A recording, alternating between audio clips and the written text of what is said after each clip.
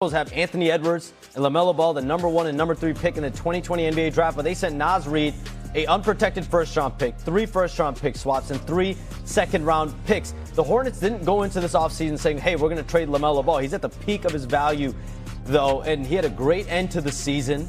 And the sides actually ended up having a good finish as far as their relationship.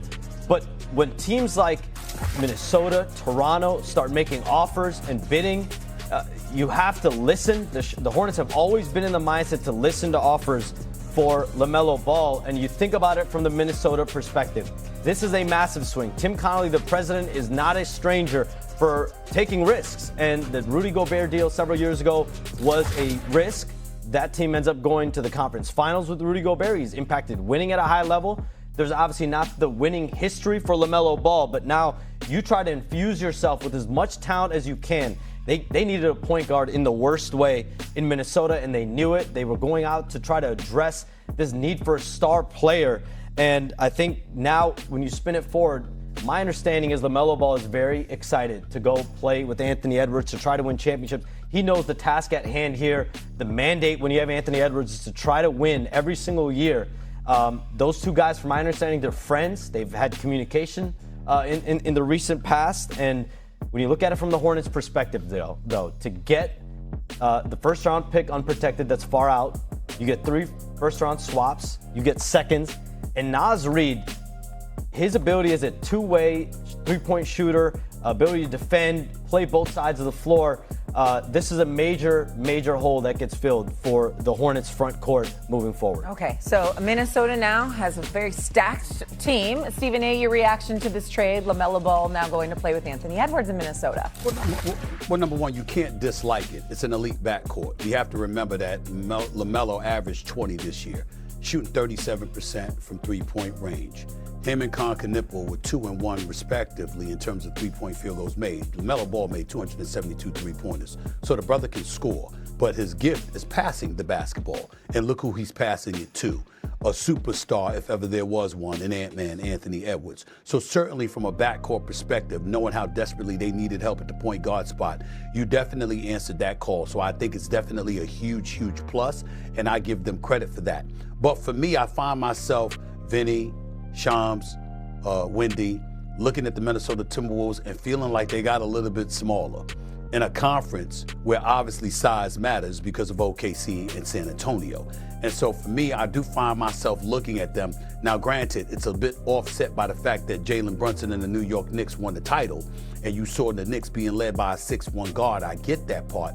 But the other side to it is that being in the torrid Western Conference, with the size that exists, particularly with those two teams, we didn't even bring into the equation a Denver Nuggets squad, a Houston Rockets squad once they get Van Vliet back, etc. You look at the size that exists within the Western Conference, and really much all you really have is Rudy Gobert, at least to a large degree. That's how I'm looking at it right now. There's nothing to dismiss or be negative about the trade. LaMelo Ball is a star. Ant-Man is a superstar. That makes for an elite backcourt in the National Basketball Association.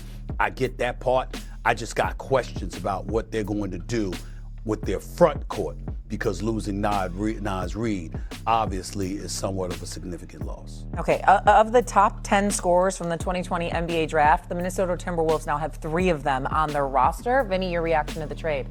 On paper, it's exciting. On paper, you're looking at maybe the most dynamic backcourt in the NBA.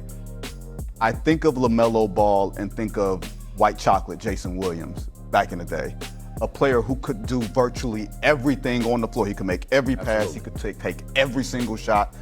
The thing with him was always the decision making.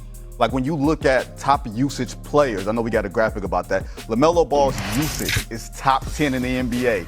Greater usage than Nikola Jokic and Cade Cunningham, guys that we know are one-man engines.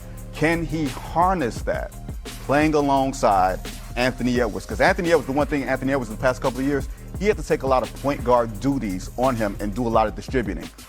He's going to get off the ball a little bit more, a lot more with LaMelo Ball there. Will LaMelo Ball be able to take advantage of the open looks that Ant is going to give him? Will he be able to harness that game playing in a more structured system alongside a guy who is the defined number 1 option? That's the thing I'm curious to see.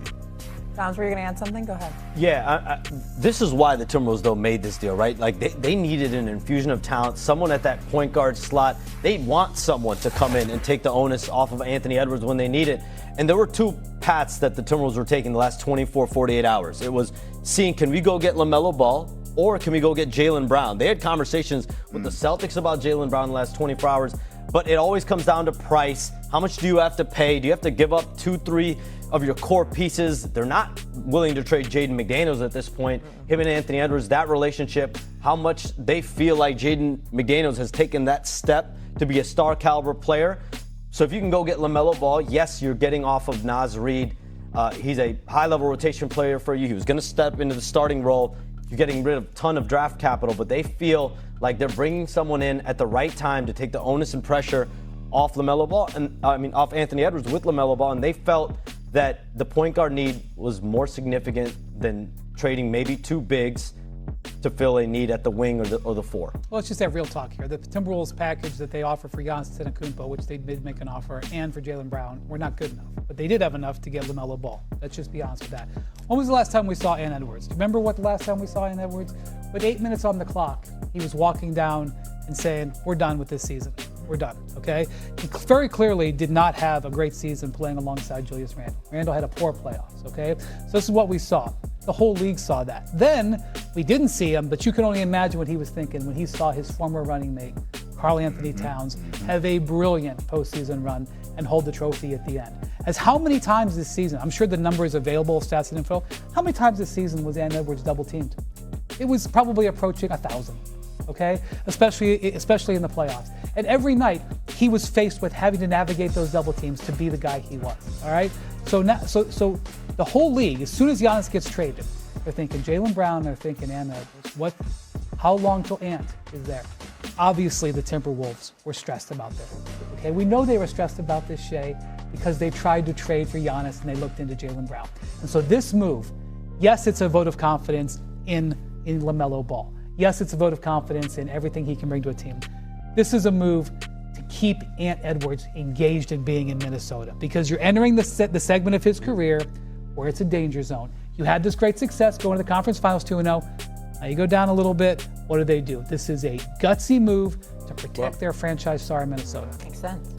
You're 1,000% right, and that's where I was going. Remember, LaMelo Ball is eligible for a 2-year, $119 million extension come July 6th, if I remember correctly. So obviously, acquiring him at this particular moment in time, they understand the kind of investment that they're making. But you don't make that investment unless you know it's something that Ant-Man is going to completely support. And Ant-Man definitely wants to support that. I think Ant-Man, and this needs to be said, this dude got hurt. We didn't know if he was going to come back for the remainder of the playoffs after sustaining that knee injury that he did. But sure enough, he came back, against the Spurs in that series. And despite, like you said, being double teamed more than 90% of the time, not just throughout the season, but in the playoffs, and being hobbled and not 100%, we still saw some greatness from him. So just imagine if he's 100% healthy and he doesn't have to be healthy. I think that's